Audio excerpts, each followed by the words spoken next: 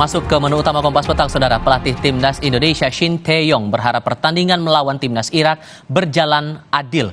Pertandingan malam nanti akan menentukan asa Timnas Indonesia di Olimpiade Paris 2024. Disampaikan lewat jumpa pers setelah rapat teknik kemarin, waktu Qatar, Shin Tae-yong mengingatkan kinerja wasit pada laga sebelumnya dan berharap Federasi Sepak Bola Asia harus menghargai seluruh elemen pertandingan dari pemain, ofisial, hingga kedua tim yang bertanding.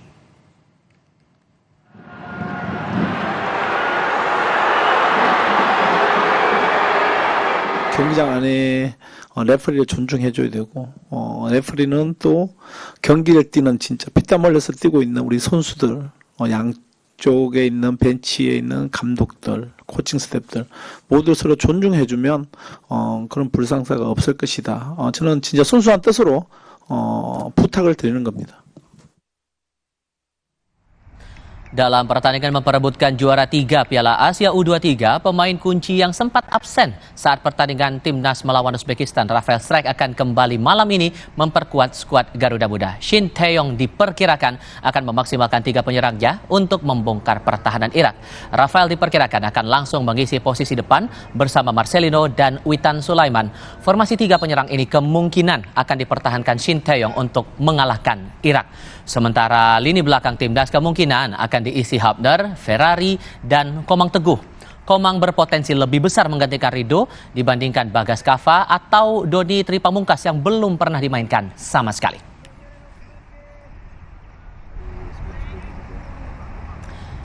Iya, hari ini Indonesia akan berhadapan dengan Irak memperebutkan tempat ketiga Piala Asia U23 tahun 2024 sekaligus tiket untuk berlaga di Olimpiade Paris 2024. Bagaimana strategi Timnas U23 menghadapi Irak malam nanti? Kami akan berdiskusi bersama dengan para narasumber. Bergabung saat ini pengamat sepak bola Sabto Haryo Rajasa dan juga mantan pemain Timnas Indonesia Ferry Rotin Sulu. Bung Sabto, Bung Ferry, selamat sore, apa kabar? Selamat sore, kabar baik. Terima kasih seluruhnya sudah mau hadir bersama kami untuk berdiskusi jelang pertandingan malam nanti. Bung Sabto, saya ke Anda dulu. Saya mau mengutip pemberitaan yang dilaporkan Harian Kompas hari ini. Faktor mental bakal menentukan laga melawan Irak pada perebutan peringkat ketiga malam nanti. Menurut Anda dari analisis pergerakan ataupun juga penampilan performa timnas kita ini, sesiap apa timnas kita melawan Irak malam nanti?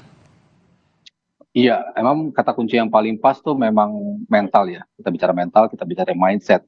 Karena itu yang menjadi modal utama kita ketika bisa menang lawan Australia, bisa menang lawan Jordania, dan juga bisa menang lawan Korea Selatan.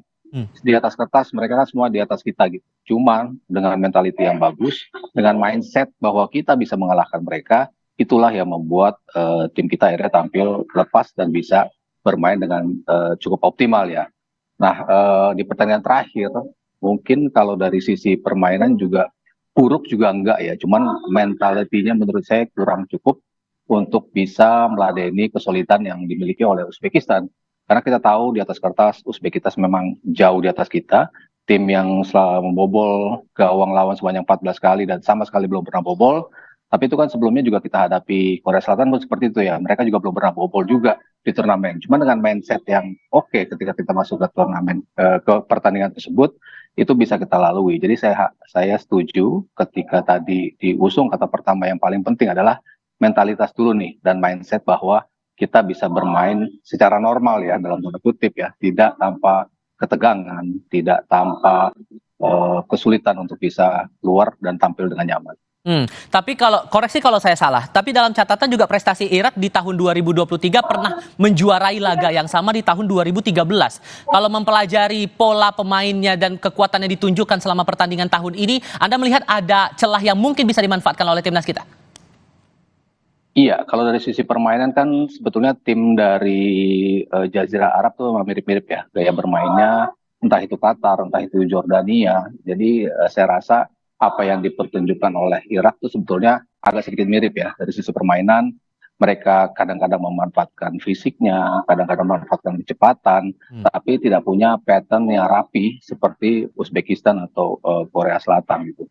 Jadi saya pikir kans itu ada ya, terutama ketika kita bisa bermain dengan lepas. Kita di pertandingan melawan Uzbekistan, pressing mereka luar biasa. Tapi saya tidak melihat Qatar bisa melakukan apa yang dilakukan oleh Uzbekistan, sehingga kita punya potensi untuk keluar dari tekanan. Yang penting kita bisa memegang bola lebih dari 5 detik ya, 5 sampai 10 detik itu yang biasa kita mainkan. Sementara kemarin lawan Uzbekistan 2-3 detik kita sudah kehilangan bola. Jadi saya rasa itu yang menjadi awal utama ya untuk masuk ke game nanti.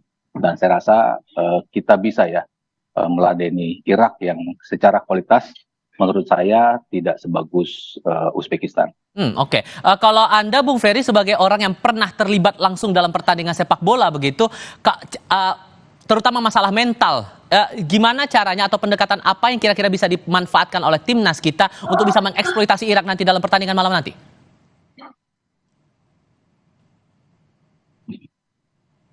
Bung Ferry, tampaknya audionya masih ditutup, boleh dibuka dulu?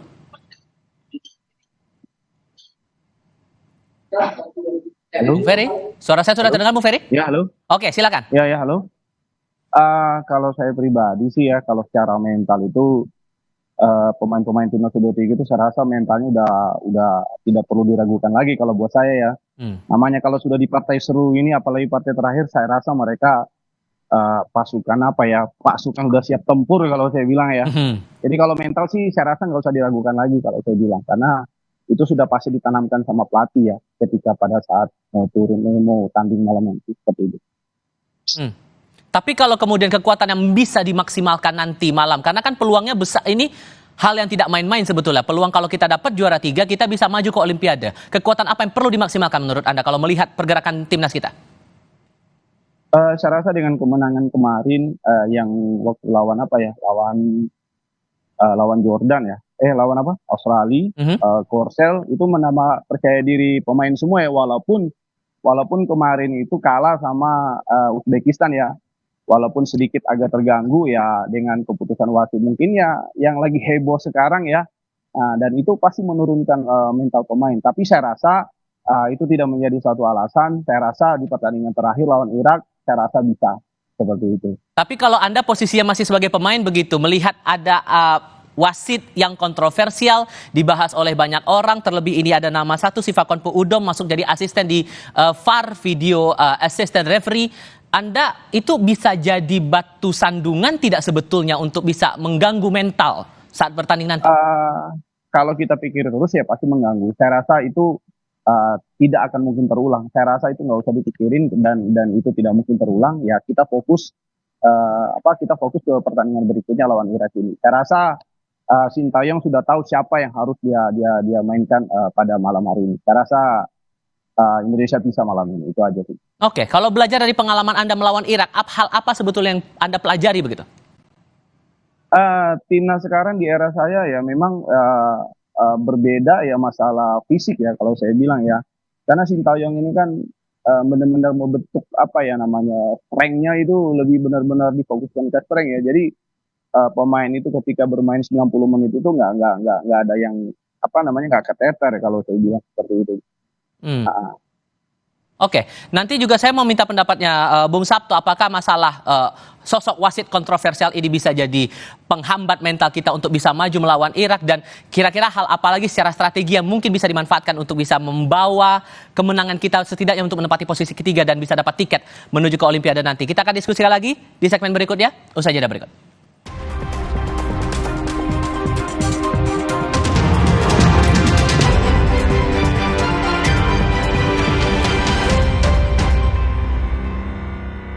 Makan siang gratis menurut Anda akan berjalan mulus nggak sih di parlemen? Ada gap sebenarnya antara APBN yang sudah disahkan. Ketahui di segala lini, berita dan informasi seputar pemilu 2024. Penghitungan atau rekapitulasi di tingkat nasional terus dilakukan. Apakah kemudian dengan hilangnya tabulasi suara ini kemudian akan berdampak pada proses rekapitulasi? Kan publik juga ingin tahu. Rumah Pemilu, Senin sampai Jumat pukul 3 sore, live di Kompas TV. Kenapa bisa sakit perut ya? Makan apa sih dia? Gak basi? Masa sih? Jernih kok?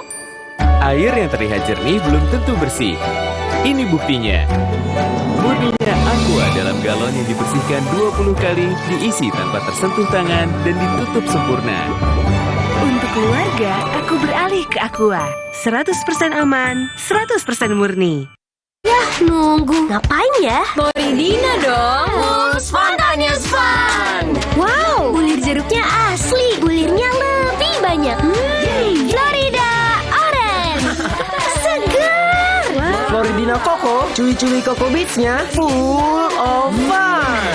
Bareng Floridina. Spark my fun sound. Floridina. Spontaneous Fun Maker. Dari Wings Food.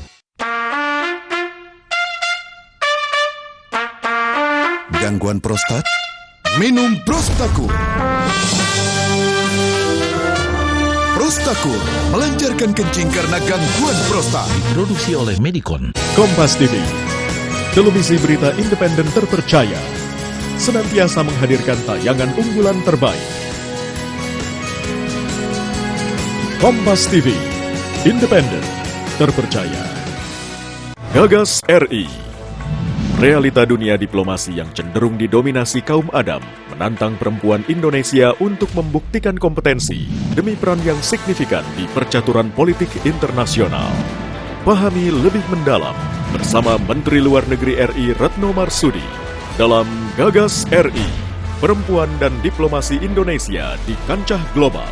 Jumat 3 Mei pukul 9:30 malam di Kompas TV.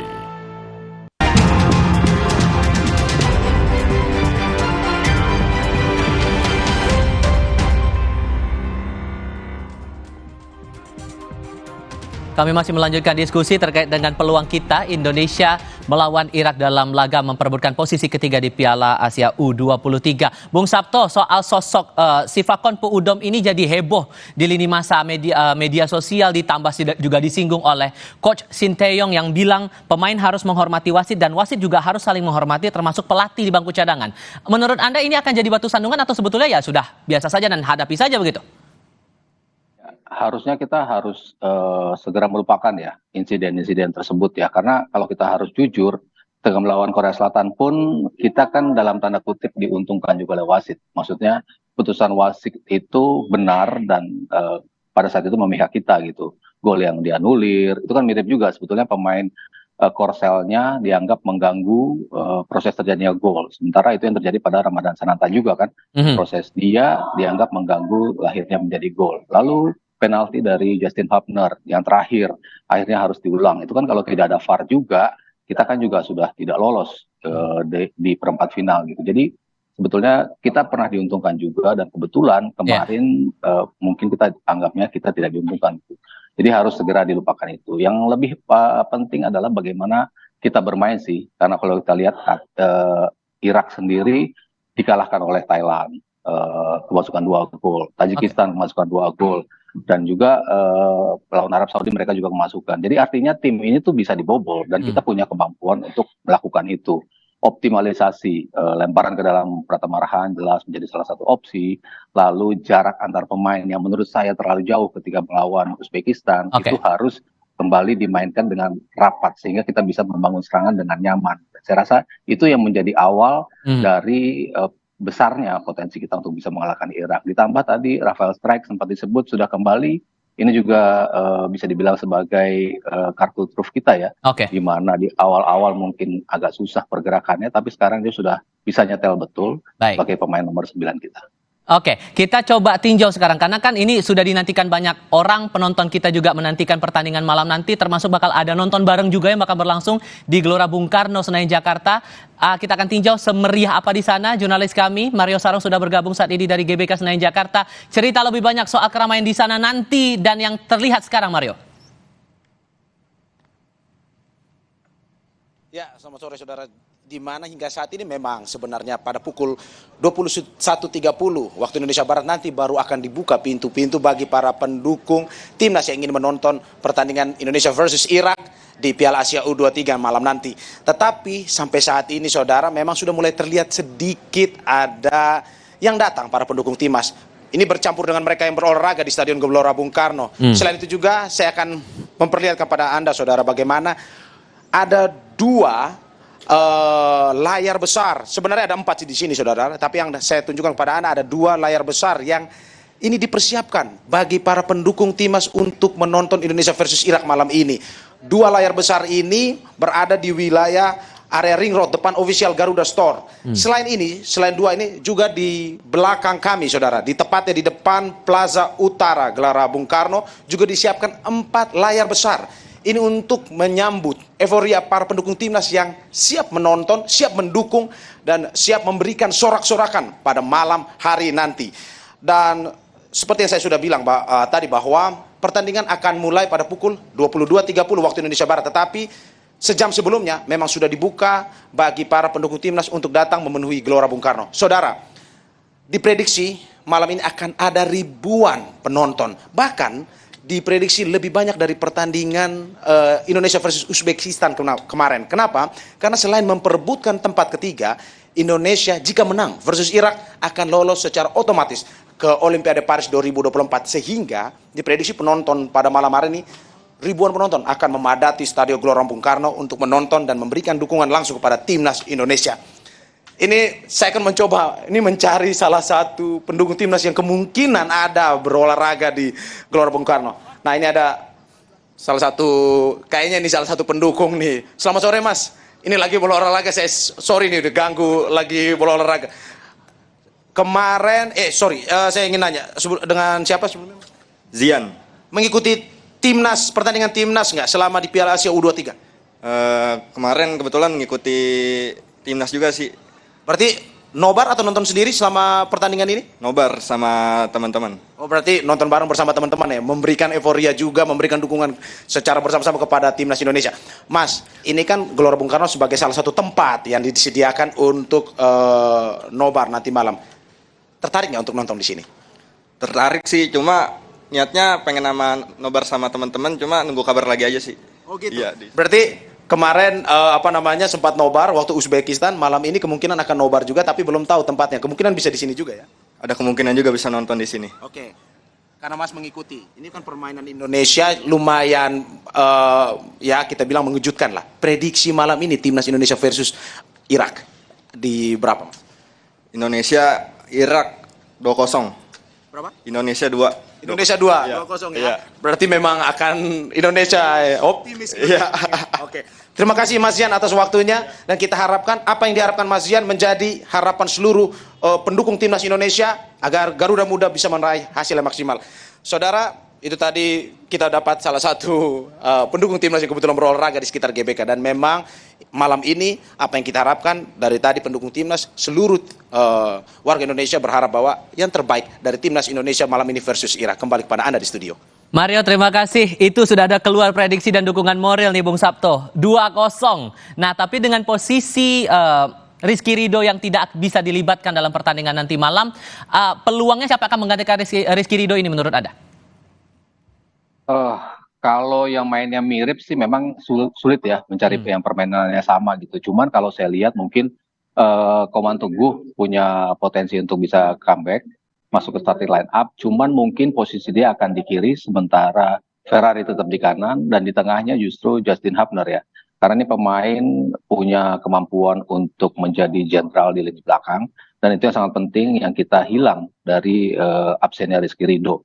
Hubner beberapa kali terlihat selalu bisa untuk menjadi pemain yang protes duluan, yang menjadi penengah ketika ada something wrong dengan permainan. Jadi dia punya leadership yang dimiliki oleh Rizky Ridho. Jadi saya rasa masuknya Koman Teguh itu menjadi pengganti Rizky Ridho secara pemain, tapi posisinya mungkin akan diisi oleh Justin Hubner.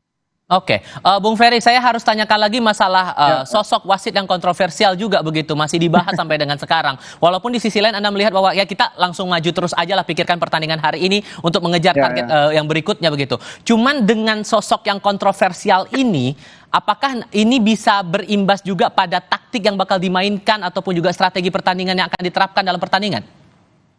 Saya rasa kita nggak usah bahas lagi wasit ya, karena percuma juga. Ya kan, tidak mungkin terulang juga. Tapi kalau dari pengalaman Anda itu juga berpengaruh tidak? Saya rasa enggak sih, saya rasa enggak. Jadi kita hanya memikirkan bagaimana kita memikirkan pertandingan berikutnya, apalagi ini sangat menentu ya, penentu banget lawan Irak ini. Saya rasa pemain semua tidak memikirkan itu pastinya.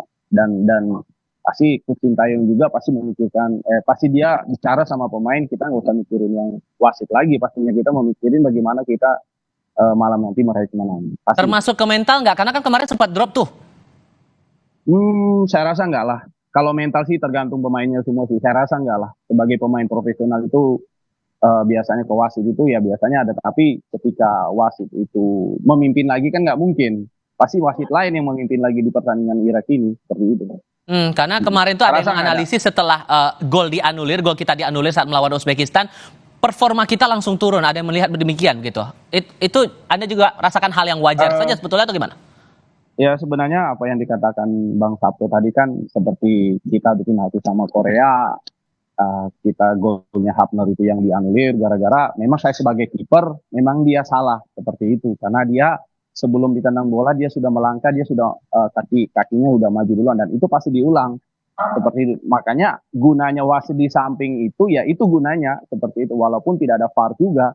Gunanya wasit di samping itu, hakim garis yang di samping itu, ya itu gunanya dia, seperti itu. Nah, kalau kata Bang Sabto tadi itu memang benar, kalau memang itu tidak ada VAR, kemungkinan kita tidak lolos saat itu. Oke. Dan dianulir juga golnya Ferrari ya, golnya Ferrari ya kalau dilihat dari sudut pandang ya, kalau kita lihat dari sisi ke sisi ya, memang kita lihat ada salah ya, saya juga kurang paham juga sama VAR ini ya. Kadang-kadang ada video dari sebelah, ada video dari sisi sini. Saya tidak tahu wasit itu melihatnya dari mana. Apakah bola yang sudah ditendang jauh atau sebelum? Karena begitu Arhan nendang, itu posisinya masih sama kalau lihat dari kamera seperti ini. Itu yang masih jadi masalah. Tapi sudah dikonfirmasi sama siapa ya? Saya nonton tadi sama Gini 60 bahwa si Ferrari si Sananta katanya dalam posisi offside seperti itu. Saya rasa itu nggak usah kita bahas ya.